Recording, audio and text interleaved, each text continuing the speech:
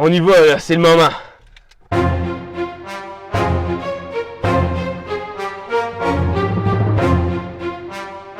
Ok, parfait. Allons-y, allons-y. Allons-y.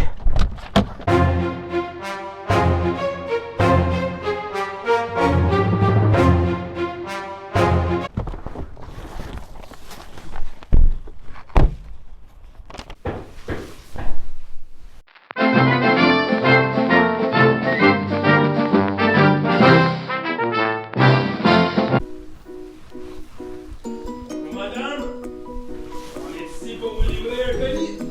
Probablement quelque chose que vous avez acheté dans le magasin Eaton. Ben non, c'est une joke! Mettez les mains! Pas derrière votre tête!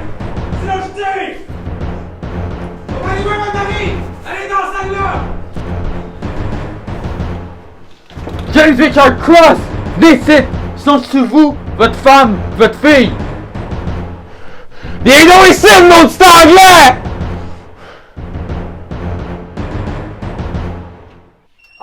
Ok, I'm here. Hey! En français, s'il vous plaît! Ta femme pis ta fille sont de l'autre côté de la porte. Si tu fais rien, on va pas les tuer. Par contre, si tu fais un geste suspect, je te tire une balle dans la tête, c'est clair? Ok, mais please, don't kill my wife and daughter. Please. Leur sort est entre tes mains. Viens ici, là, que je te ligote. Mettez-le dans ton dos. Tu bouges, je te tire une balle dans la tête.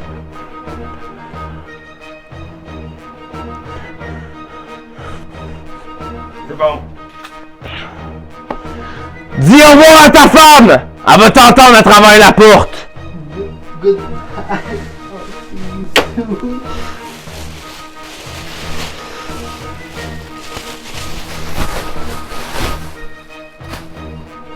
Oh ouais, avance. C'est un mouvement brusque, je te tire une balle.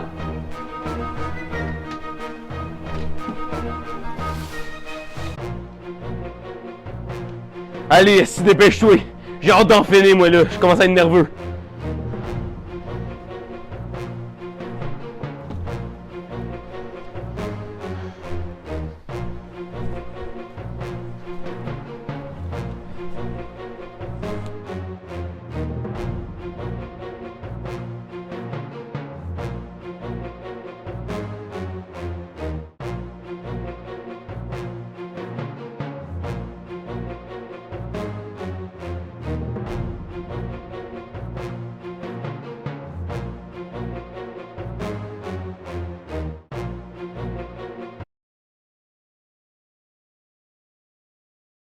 Maudit qu'est-ce qu'on a à faire?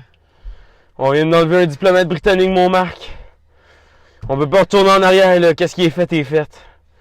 On est passé à l'action, faut continuer. Je sais, mais je suis vraiment pas bien. Moi non plus. Calm down, gentlemen. I don't want to die in a car accident. Ta gueule. Garde la route, là, Marc. Ouais, j'ai essayé.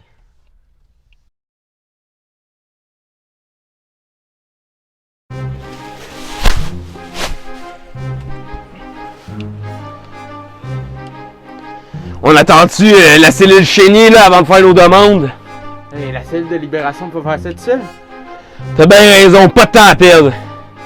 Faisons un petit récapitulatif de notre demande.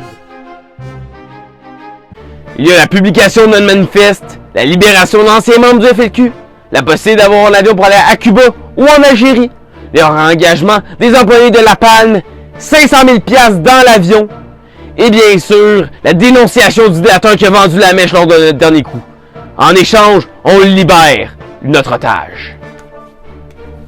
On écrit une lettre, on envoie une copie à Radio CKAC, puis on envoie une autre à Radio Cannes. Ils n'accepteront jamais l'offre. On verra ça. Une de leurs demandes fut exaucée. En l'occurrence, la première. Le manifeste du FLQ fut lu pendant les heures de grande écoute sur la radio de CKAC ainsi que sur les ondes de Radio-Canada. Pour leurs autres demandes, par contre, elles furent complètement jetées à la poubelle. C'est pourquoi ils devaient faire quelque chose d'autre pour arriver à leur fin.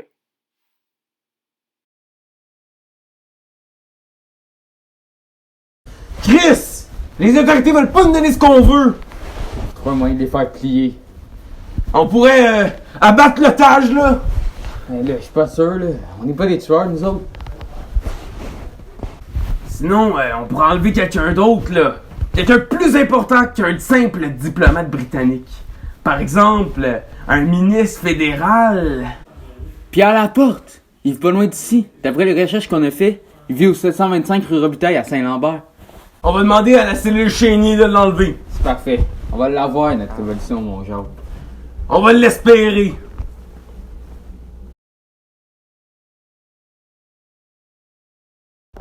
Faut pas le manquer là parce que sinon on est grillé.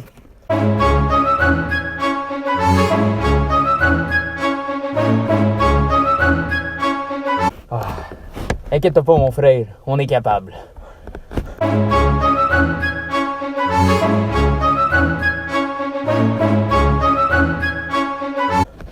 Hey, lève-là! Ok, à mon signal, on y va. 3, 2, 1, allons-y!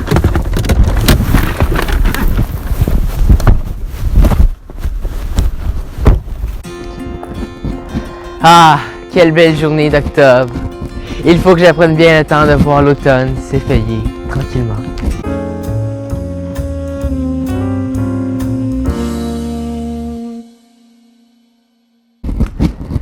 Hey, toi! Arrête de bouger, là! Avant dans le fond! Jamais! Sinon, je te tire une balle dans la jambe! Qui? En va!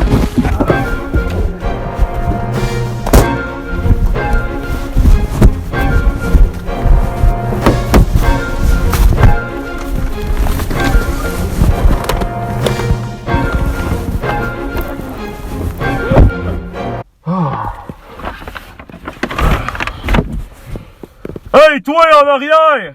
Oui? Si tu fais un bruit trop fort, là, je te tire à travers la valise! Vous êtes vraiment une bande de malades! Ta gueule!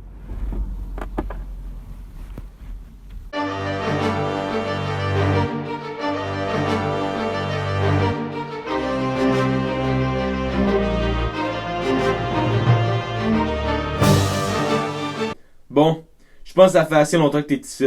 Je vais te détacher.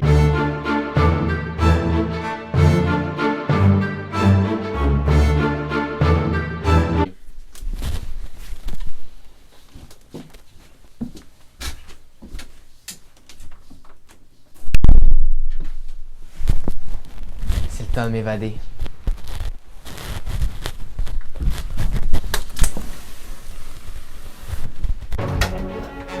Est-ce essaie de s'enfuir? Oh non! Il est plein de sang! Colis. Ok, va à l'hôpital avec mon frère.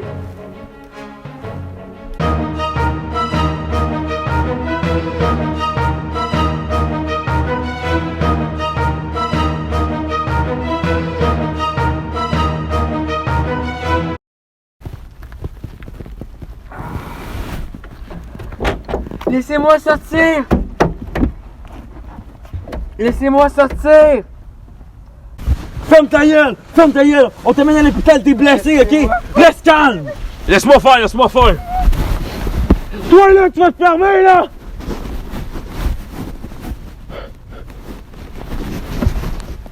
Tabarnak! Je pense qu'il est mort! Qu'est-ce qu'on va faire? Ça se peut pas! Paul! Tabarnak! Il est mort! L'otage est mort! Ok, là écoute-moi bien là. Tu vas prendre le char, tu vas l'amener à Saint-Hubert à l'aviation, tu vas laisser le char là, ok? Ok, parfait. Je reviens où à la fin? Bon, après ça, tu reviens à la planque. Bon. Ok, merci. Bye. Parfait. À plus tard.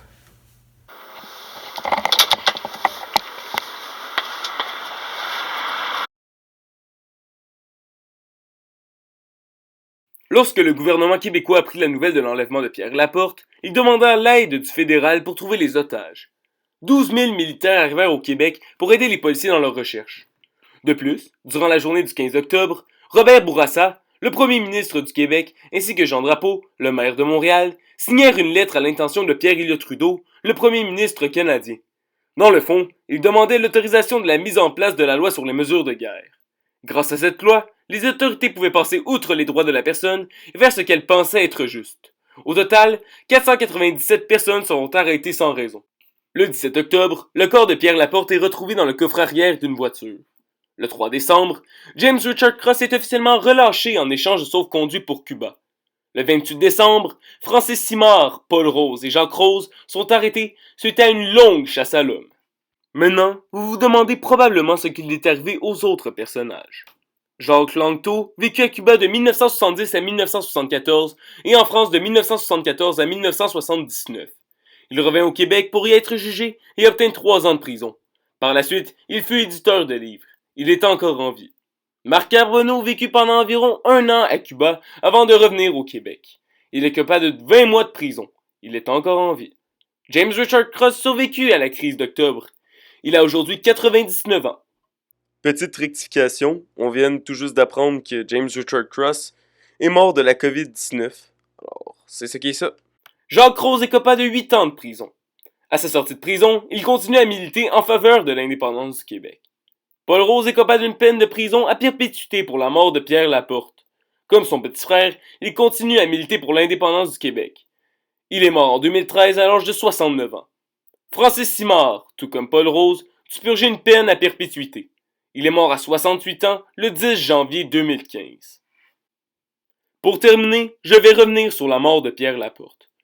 Comme dit précédemment, c'est Paul Rose qui purgeait la peine pour la mort du ministre. Par contre, en 1978, le rapport du Chêne établit que Paul n'était pas sur les lieux lors de la mort de M. Laporte. Encore aujourd'hui, nous n'avons aucune idée de la manière dont est véritablement mort l'otage. Ce film ne fait que prendre l'une des hypothèses et la montrer au grand écran. Il y a eu octobre 70, on a bien parlé des Felkis, il y avait même buté un ministre. Le gouvernement a eu l'air con, mais ça a duré tant d'une saison, ils ont tous sacré en prison.